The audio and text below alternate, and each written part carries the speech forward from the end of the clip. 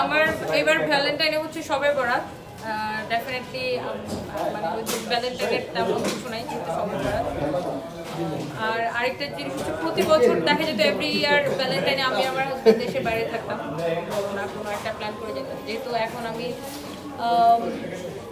আমার বাচ্চাদের নিয়েই হয়তো কোথাও খাবো বা ভ্যালেন্টাইন তো আসলে ওরকম মানে এখন আসলে ভ্যালেন্টাইনটা মূলত কাপড়রাই বেশি করেন। তারপরেও ওই দিন সবে বরাত বাসায় বাচ্চাদের সাথে টাইম স্পেন্ড করবো।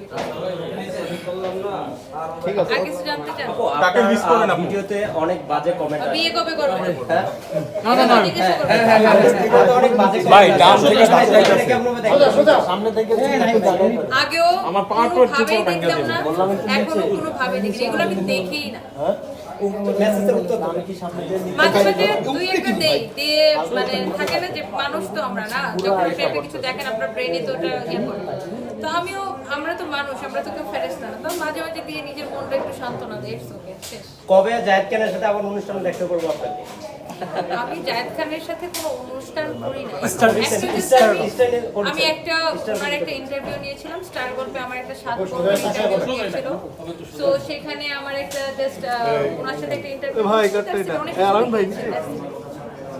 Zayed Khan as a person খুব হাম্বল। ব্যবসা বাণিজ্য এগুলো কিভাবে একা সামলাবে? আগেও একা সামলাতাম, এখন একাই সামলাতাম। না, তখন তো উনি হেল্প করতো আপনাকে। হ্যাঁ, তখন যেটা বিষয় ছিল ও হচ্ছে আমার বাচ্চাদেরকে টেক কেয়ার করতো, আমার হাজবেন্ড মানে ও তো ডেফিনেটলি কাজ করতো। ও কাজ শেষ করে এসে বাচ্চাদেরকে অনেক টাইম দিত, যেটা আমি কম দিতাম। এখন যেটা হচ্ছে আমার বাচ্চাও সামলানো লাগতেছে, বিজনেসও সামলানো লাগতেছে, সবই সামলানো লাগতেছে।